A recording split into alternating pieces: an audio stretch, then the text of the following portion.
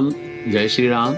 मित्रों, मैं एक जानकारी और लेकर के आया हूँ आप सभी के समक्ष।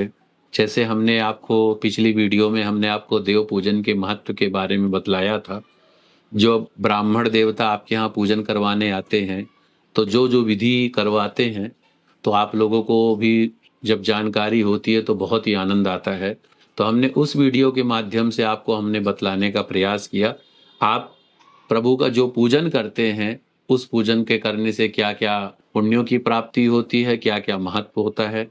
अब अभी देखिए, जैसे कि हम जो प्रतिदिन का जो हमारा पूजन होता है, हम जो अपने घर के मंदिर में प्रभु का जो पूजन करते हैं, अब इतनी विधि तो शायद आप लोग नहीं कर पाते होंगे जितनी विधि पंडित जी कराते हैं जब कोई आपके घर में कोई पूजन होता है, हवन होता है। प्रतिदिन तो नहीं करते होंगे, कभी-कभार करते होंगे। लेकिन जो प्रतिदिन का जो पूजन है, आपके देव मंदिर में जब आप भगवान का जब पूजन करते हैं, उसके बारे में मैं आपको बतलाना चाहूँगा। देखिए, जब आप भगवान का पूजन करें ना प्रतिदिन का, तो सबसे पहले तो बच्चों को भी ये नियम डालें कि बच्चे भी पूजन करें, आप भी करें। और सबसे पहले क्या करें, सबसे पहले आप अपने आसन को पवित्र करें, अपना आसन सिद्ध रखें। आसन को बिछा करके फिर उसके बाद में भगवान को जो है सर्वप्रथम क्या करेंगे, भगवान को जो है घंटी बजा करके भगवान को जो है एक तरीके से प्रभु को वो कहलाया जाता है कि भाई प्रभु अब जो है जैसे शयन कर रहे हैं प्रभु, तो घंटी बजा के प्रभु को आपने जो है उनको जो है आसन दिया है, जगा दिया, जगा करके आसन पर बिठाया। फिर उसके बाद में क्या करेंगे, पूरे मंदिर को स्वच्छ करेंगे। मैं अधिकतर देखता हूँ लोग अपने घर के मंदिरों को बहुत ही जो है गंदा रखते हैं, जो कि वो ठीक नहीं होता है। भगवान का मंदिर स्वच्छ होना चाहिए। जितना घर को स्वच्छ रखते हैं ना, उसी तरीके से अपने घर के मंदिर को स्वच्छ रखें। तो क्या करें, सर्वप्रथम पूरे मंदिर को स्वच्छ रखें। पूरे मंदिर पे साफ वस्त्र हो, स्वच्छ वस्त्र हो। और उसके बाद में भगवान जी को एक प्लेट लीजिए। प्लेट में रख करके थोड़ा सा गंगा जल डालिए, केसर डालिए, लड्डू गोपाल जी को स्नान कराएं, शालिक राम जी को स्नान कराएं। और स्नान कराने का तो मंत्र है, ओम कावेरी नर्मदा वीणी तुंगभद्रा सरस्वती गंगा च यमुना चैव ताभ्यम स्नानं गृहन्ताम अम्मा। अब आप मंत्र नहीं जानते तो क्या करेंगे, ओम गंगा देव्यै नमः, ओम गंगा देव्यै नमः, हर हर महादेव, ऐसा कह के प्रभु को स्नान कराएं। स्नान कराने के बाद में भगवान को स्वच्छ वस्त्र पहनाएं। भगवान का जोड़े का वस्त्र रखें। जैसे आज आपने पीला वस्त्र पहनाया है, दूसरे दिन लाल वस्त्र पहनाएं, नीला वस्त्र पहनाएं।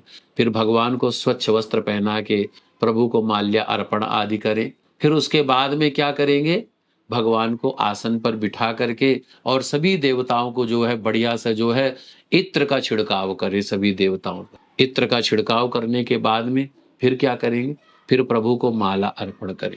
माला तो प्रभु को चढ़ाते ही हैं आप, पुष्पों की माला। फिर सभी को प्रभु को भगवान के पुष्प अर्पित करें। पुष्प अर्पित करने के बाद में भगवान की आरती करें, दीप के द्वारा, धूप के द्वारा आरती करें प्रभु का। जो भी आपके इष्ट देवता है, हनुमान जी हैं, प्रभु भगवान श्री कृष्ण जी हैं, प्रभु श्री राम जी हैं, माँ शेरा वाली है, राधे कृष्ण जी हैं, जिन भी देवता को मानते वो आरती करें।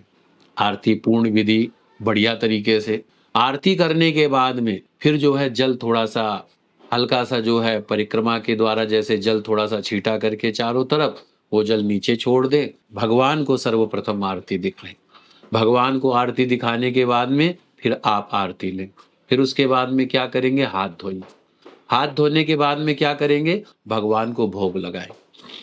जो भी आपको, जो भी फल का भोग हो या ड्राई फ्रूट हो या मीठा हो, मिश्री हो, जो भी आपको प्रभु ने सामर्थ्य हो वो प्रभु को भोग लगाएं। और प्रभु को भोग लगाने के बाद में तुलसी का पत्ता चढ़ाएं। तुलसी का पत्ता चढ़ाने के बाद में फिर जो है भगवान की प्रार्थना करें। फिर अपना नित्य नैमित्तिक पाठ करें।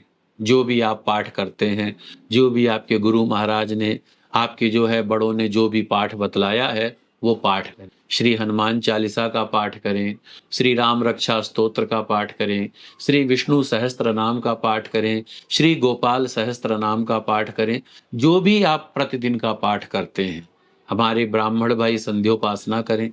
संध्योपासना करने के बाद में स्तोत्र आदि का पाठ करें और हमारे जो गृहस्थी हैं या और भी हमारे जो भाई बहन है, बच्चे हैं, वो जो है अपने अपने इष्ट देवता का पाठ करें। पाठ करने के बाद में क्या करना है? ध्यान करना है। ध्यान आपके इच्छा अनुसार है।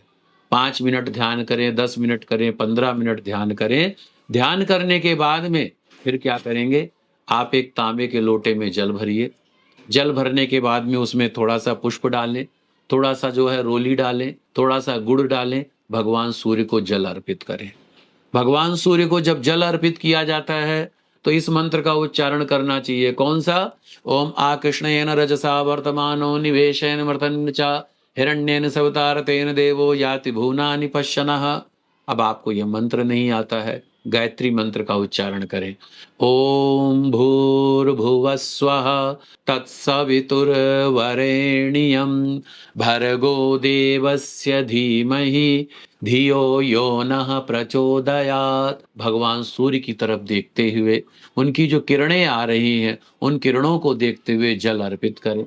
3 बार परिक्रमा के द्वारा, पहले बार आपने जल चढ़ाया, फिर सीधे हाथ से परिक्रमा करें, दूसरी बार जल चढ़ाया, फिर तीसरी बार ऐसे जो है परिक्रमा करें और भगवान सूर्य को जल अर्पित करने के बाद में अगर आपने शिवलिंग रखा हो घर पे, तो भगवान शिव जी को जल अर्पित करें, और शिवलिंग नहीं रखा हो तो कोशिश करें मंदिर में जाके भगवान शिव जी को जल अर्पित करें और उसके बाद में पौधों में पानी दें। सभी पौधों में पानी दें। पौधों में पानी देने के बाद में भगवान सूर्य को प्रणाम करें। जो जल चढ़ाया है आपने भगवान सूर्य को, उस जल को अपने नेत्रों से लगाएं ऐसे करके, फिर मस्तक पर लगाएं, भगवान सूर्य को प्रणाम करें, आए। ये जो है सूक्ष्म पूजन है, जो आप प्रतिदिन घर के पूजन, देव पूजन करते हैं। अब देखिए, भगवान के पूजन को विस्तार भी दिया जा सकता है सूक्ष्म रूप में। ये आपकी श्रद्धा के ऊपर है, आपके समय के ऊपर है, आपके सामर्थ्य के ऊपर है कि आप प्रतिदिन जो भगवान का पूजन करते हैं वो आप किस भाव से, किस रूप में करते हैं। लेकिन इन सब में एक बात की प्रधानता अवश्य होनी चाहिए। कौन सी बात की प्रधानता होनी चाहिए? जाकी रही भावना जैसी, प्रभु मूरत देखी तिन तैसी। जब प्रभु का पूजन करें, मन में किसी प्रकार का कष्ट ना रखें, कोई द्वेष ना रखें, ईर्ष्या ना रखें, कपट ना रखें। कोशिश करें क्रोध ना करें, मोह ना करें, लोभ ना करें। इन चीजों को सर्वथा छोड़ दे। जब तक पूजन करें, 1 घंटा पूजन करें, 1 घंटे तक सब कुछ छोड़ दें। 10 मिनट तक पूजन करें, 10 मिनट तक सब कुछ छोड़ दें। 5 मिनट तक पूजन करें तो 5 मिनट तक हर चीजों से ध्यान आपका अलग होना चाहिए। सिर्फ प्रभु की तरफ ध्यान होना चाहिए। अगर आप इस तरीके से पूजन करेंगे, आपका भी कल्याण होगा, मेरा भी कल्याण होगा, समाज का भी कल्याण होगा। और जो ज्ञान मैंने आपको दिया है, जो आपको जानकारी दी है, इसको अपने तक सीमित नहीं रखना है। इसको ज़्यादा से ज़्यादा लोगों तक पहुँचाना है, बढ़ाना है। क्योंकि देखिए, हमें अपने धर्म के बारे में जानकारी होगी, अपने ज्ञान के बारे में जानकारी होगी, अपने इष्ट देवता के बारे में जानकारी होगी, हमारा कल्याण हो जाएगा। और अगर गलत जानकारी होगी, गलत संदेश आप लोगों को देंगे, तो उसका जो है सर्वथा जो है कष्टकारक होता है। सही जानकारी रखें, सही जानकारी लोगों को प्रदान करें, और सबसे बड़ी बात है, लोगों में आदर का भाव रखें। आपके यहाँ जो भी संत ब्राह्मण कोई भी गुरुजन है, आदर का भाव रखें। प्रणाम करने का अर्थ ये नहीं है दिखावा, दिखावा ना करें। भगवान के पूजन में दिखावा बिल्कुल ना करें, मन से करें, भाव से करें, श्रद्धा से करें। इसी के साथ जय श्री राम।